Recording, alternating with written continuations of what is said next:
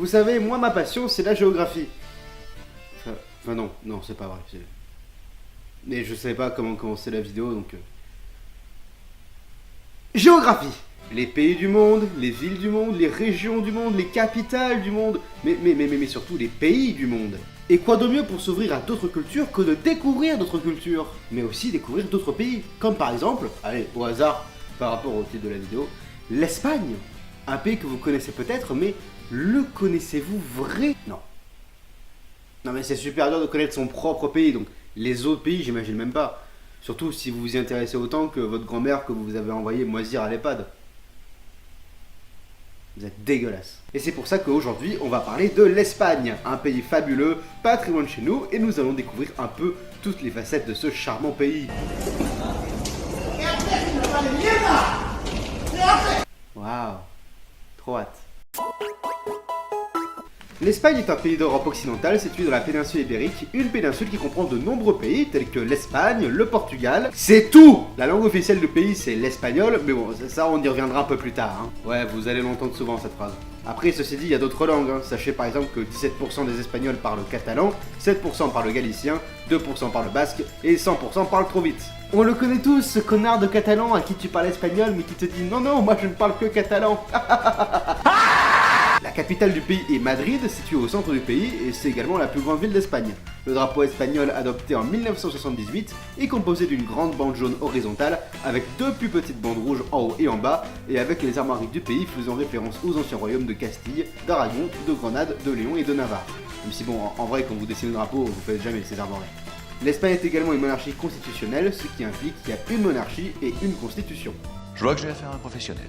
Sauf que comme la plupart des monarchies européennes, la famille royale n'a qu'un rôle représentatif et le pouvoir est surtout détenu par une personne élue. Dans le cas de l'Espagne, il s'agit d'un premier ministre, mais ça, on y reviendra plus tard.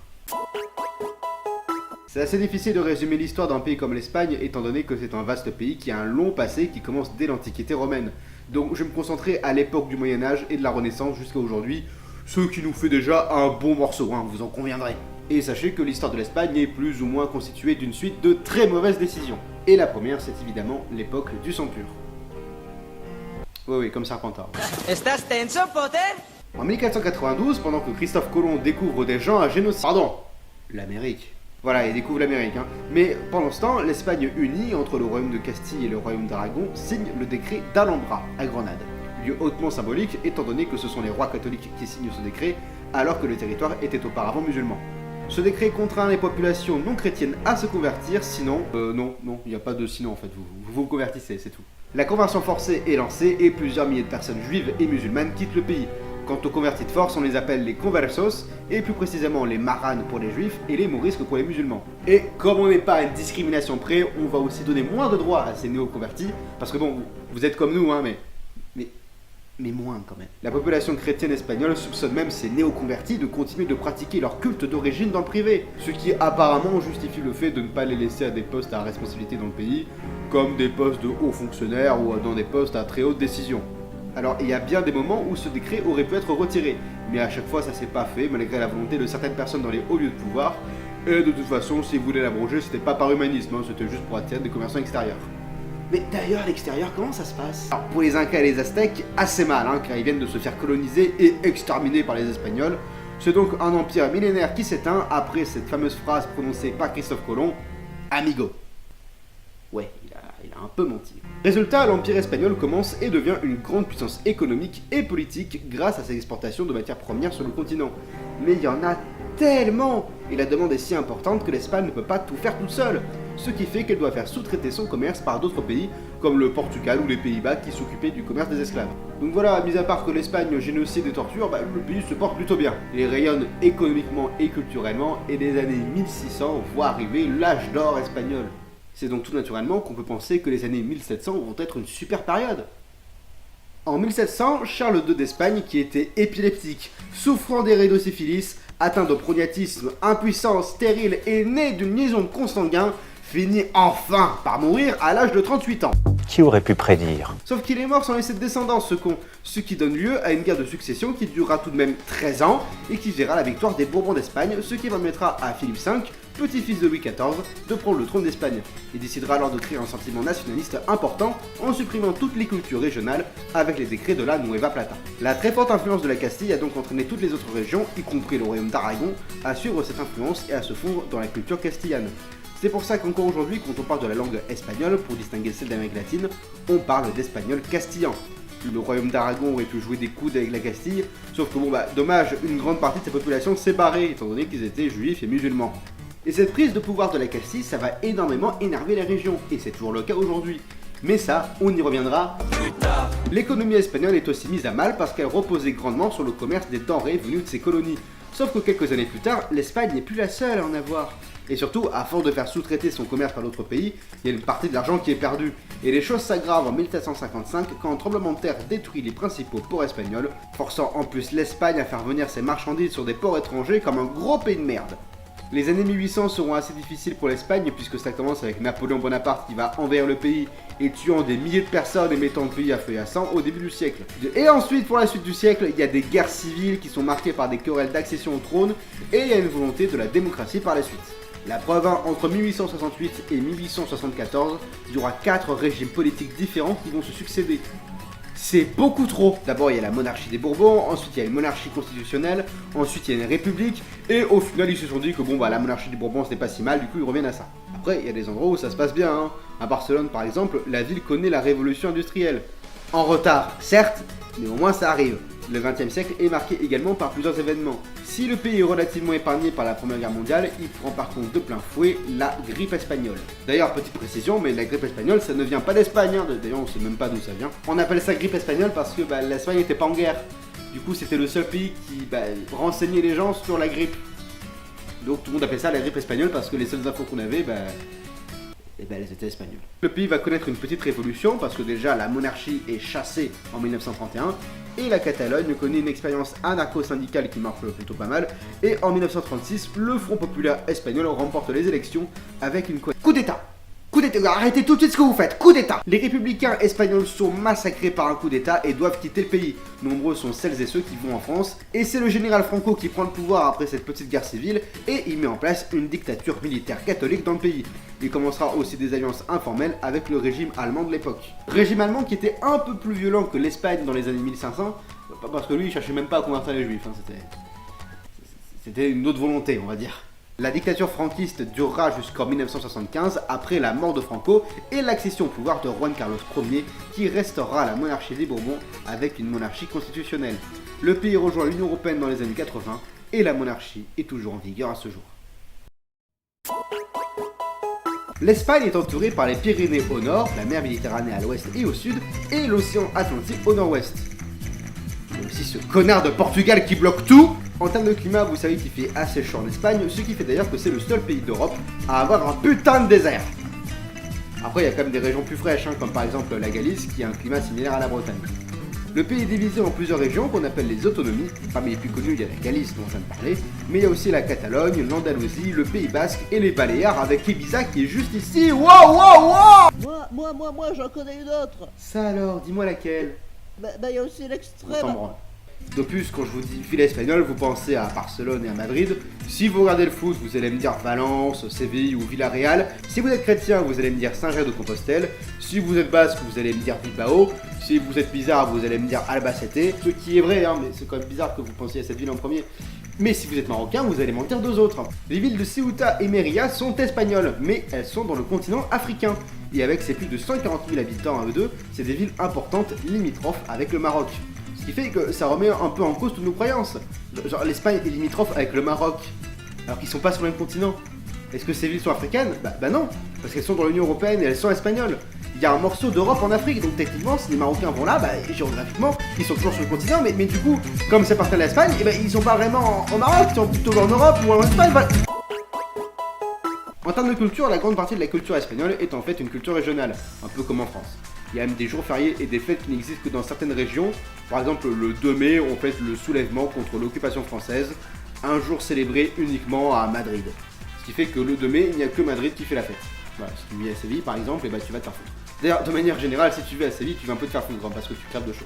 Généralement, les Espagnols passent une grande partie de leur journée dehors et font un peu tout le temps la fête, notamment dans des lieux de fête ou dans des bars. Il y a même approximativement un bar pour 127 personnes en Espagne, ce qui en fait le pays d'Europe avec le plus de bars. Encore un peu chelou, mais encore quand même. En termes d'art, la littérature espagnole est marquée par deux œuvres majeures, La Célestine de Fernando de Rojas et Don Quichotte de Miguel de Cervantes, qui sont les œuvres littéraires espagnoles les plus universellement diffusées. Enfin, je dis ça, mais je connaissais même pas la première. L'Espagne se démarque aussi par ses architectes comme Gaudí, qui a désigné la célèbre Sagrada Familia. En termes de peinture, je crois que j'ai pas besoin de vous les présenter. Pablo Picasso et Salvador Dalí se partagent l'affiche du peintre espagnol le plus réputé.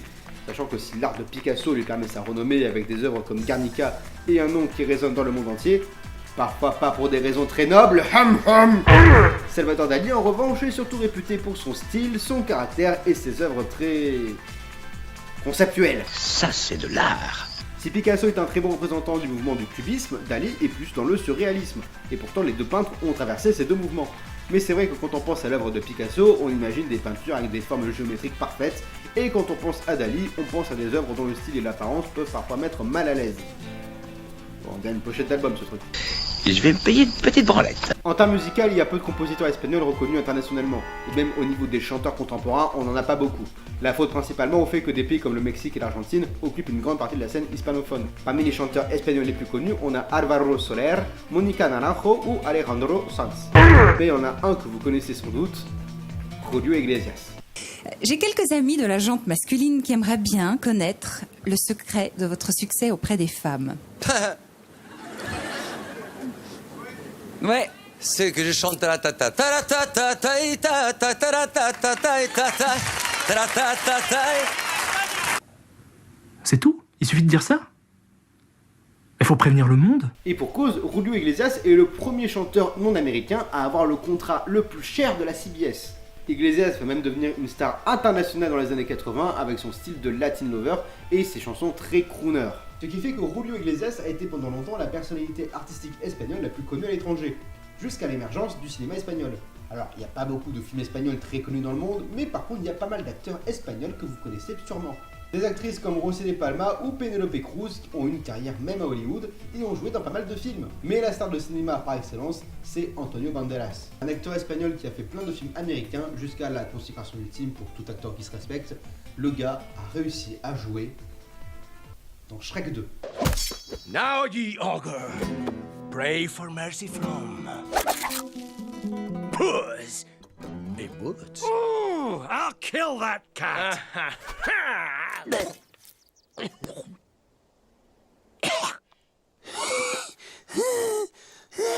Et oui, c'est lui la voix du chapeauté. Franchement, c'est un beau rôle, hein, ça va. On peut aussi parler du cinéma très réputé de Luis Buñuel, un réalisateur surtout connu pour ses œuvres surréalistes et très connu des cinéphiles qui se la touchent dans les cours de cinéma. Il y a aussi Pedro Almodóvar, autre réalisateur qui fait jouir les étudiants en fac de cinéma. Il a même gagné beaucoup de récompenses avec des films comme Parle avec elle, Étreinte brisée ou le très connu La Piel qui habito. Mais quand je parle des gens espagnols connus, les premiers gens à qui vous pensez, c'est des sportifs.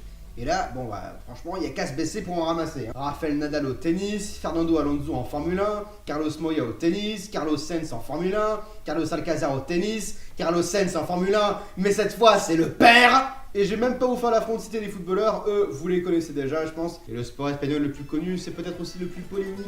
C'est peut-être celui qui peut le plus réagir et qui est très controversé encore aujourd'hui. Je parle bien évidemment de la pelote basque. La pelote basque qui est très inspirée du jeu de paume. Oui, bon d'accord, ok, j'arrête, on va parler de la corrida.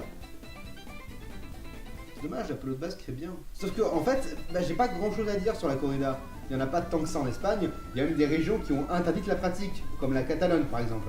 Et même que seulement 37% des Espagnols disent apprécier ce sport. Pour un sport considéré comme national, c'est quand même pas beaucoup. La renommée internationale de la culture espagnole est donc relativement jeune par rapport à d'autres cultures européennes. C'est aussi une culture qui est très tournée vers la religion catholique car elle occupe une place importante dans le paysage politique du pays. Mais d'ailleurs, parlons-en de la politique.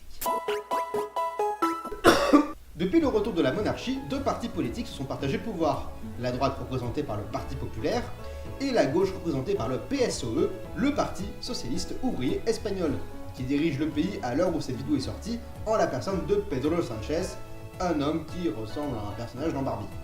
Parmi les autres partis politiques présents sur la scène politique espagnole, on a Vox d'extrême droite, Sumar de gauche radicale, et d'autres partis plus minoritaires comme Podemos, Ciudadanos, et beaucoup trop de partis régionalistes.